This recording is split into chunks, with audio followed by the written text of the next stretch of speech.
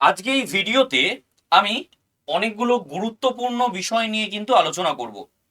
প্রথমত, যে জেনপাস এক্সাম কি আদেও হবে, এটা নিয়ে আমি আগের ভিডিওতে তোমাদের সাথে আলোচনা করে নিয়েছি। আজকে আলোচনা করব এই ভিডিওতে উইথ প্রুফ, ডাব্লিউবিজেই বোর্ড থেকে নোটিফিকেশন দেখিয়ে উইথ প্রুফ যে জেনপাস এক্সাম কি পিছবে এটা। আর একটা কনফিউশন অনেকের মাথায় দেখছি আবার তৈরি হয়ে রয়েছে, নিটটা দিতে হবে কি হবে না। যদিও আমি সেটা আগের ভিডিওতে সুন্দর করে বুঝিয়ে দিয়েছিলাম, আমি ছোট্ট কথায় আজকে আর একবার বলে দেবো। তো প্রথমত, যে জেনপাস এক্সাম কি পিছবে, এটার উত্তরটা আমরা আগে দেখে নিই। কি হবে, আদৌ পিছাবে না যে সময় হওয়ার কথা সেই সময় হবে, এইগুলো নিয়ে আমাদের মনের মধ্যে যে দ্বন্দ্ব সেটাকে আগে দূর করে ফেলি। তো তার জন্য যেটা করতে হবে, আমায় কি করতে হবে, ডাব্লিউবিজেইর যে ওয়েবসাইটটা আছে সেই ওয়েবসাইটে আমায় যেতে হবে প্রথমে।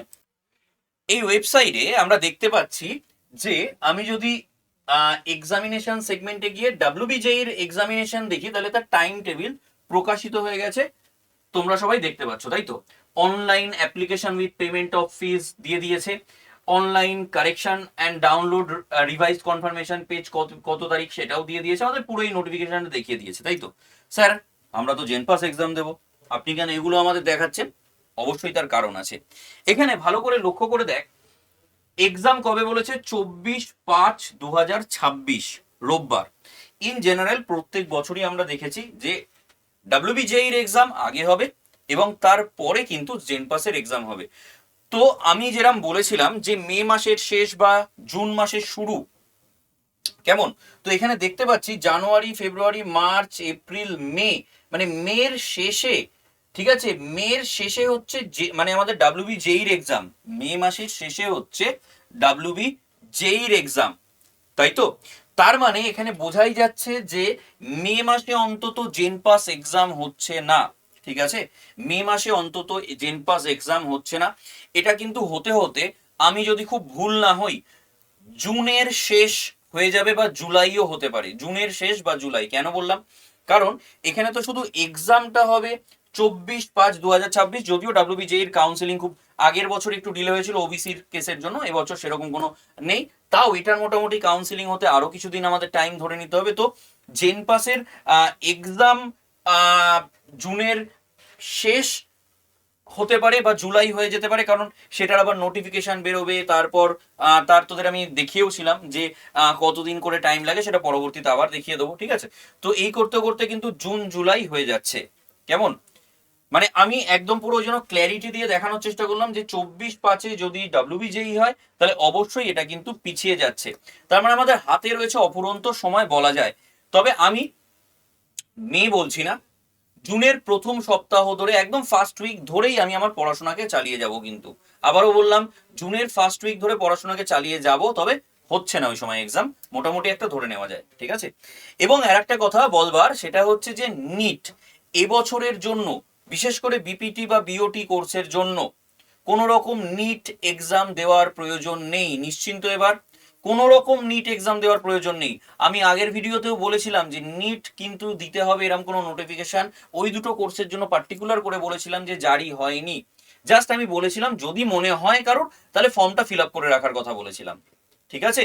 কিন্তু নিট এক্সাম দেওয়ার প্রয়োজন নেই, আবারও বলে দিলাম বারবার, নিট এক্সাম দেওয়ার প্রয়োজন নেই। তো আমি জেন পাসের জন্য যখন এতটা সুযোগ পেয়ে যাচ্ছি, এতটা টাইম পেয়ে যাচ্ছি, তাহলে কেন আমি এটাকে কাজে লাগাবো না? এবং এটাকে কাজে লাগানোর জন্য আমরা নিয়ে এসেছি প্র্যাকটিস ব্যাচ, কেমন?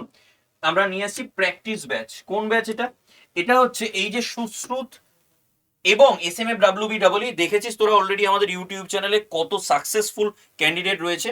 তো তাদের জন্য নিয়েছি প্র্যাকটিস ব্যাচ, যেখান থেকে আগের বছর আমাদের ম্যাক্সিমাম সিলেক্টেড ক্যান্ডিডেট ছিল। এবং এই ব্যাচে কিভাবে প্র্যাকটিস করানো হয়, একদম প্রত্যেকটা চ্যাপ্টার ওয়াইজ কোয়েশ্চেন ধরে ধরে প্রিভিয়াস ইয়ারকে মাথায় রেখে সেই রকম ভাবেই কিন্তু এই ব্যাচে কিন্তু প্র্যাকটিস করানো হয়ে থাকে।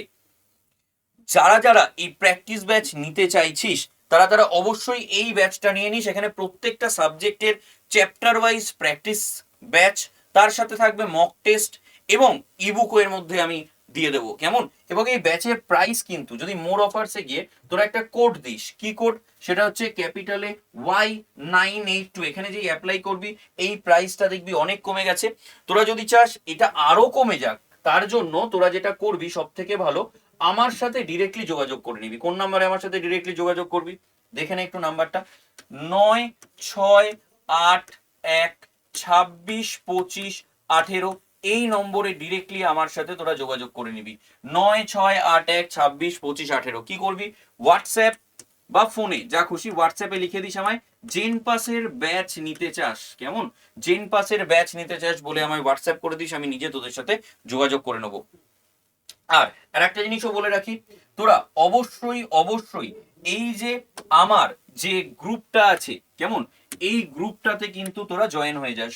কিভাবে জয়েন হবি গ্রুপে, 9681262518 এই নম্বরে হোয়াটসঅ্যাপে যদি হাই পাঠাস, তাহলে অনেকগুলো গ্রুপের মধ্যে প্রথম যে গ্রুপটা সেটাই হচ্ছে জেন পাসের গ্রুপ। এই গ্রুপটায় যদি জয়েন হো, সেখানে আপডেটেড নোটিফিকেশন থেকে শুরু করে মক টেস্ট এগুলো আমি কিন্তু এখানে শেয়ার করে থাকি এই গ্রুপে। তো অবশ্যই গ্রুপটায় তোরা জয়েন হয়ে যাস। আর আবারও বললাম, যাদের স্বপ্ন নার্সিং তারা কিন্তু ব্যাচটা নিয়ে নে। ম্যাক্সিমাম সিলেকশন আগের বছর এই ব্যাচ থেকে হয়েছিল এবং এবছরে আরো বেশি বেশি সিলেক্টেড ক্যান্ডিডেট থাকবে। তো আশা করি সবার কাছে ক্ল্যারিটি চলে এসছে। যদি কোনো কিছু জানার থাকে অবশ্যই আমায় কমেন্ট সেকশনে কমেন্ট করে জানাবি। তোরা দেখেছিস তোদের প্রত্যেকের কমেন্টের রিপ্লাই দিই এবং তাছাড়াও আমি আলাদা করে আবার ভিডিও বানিয়ে দিই। তো দেখা হচ্ছে তাহলে পরবর্তী ভিডিওতে। থ্যাংক ইউ সকলকে।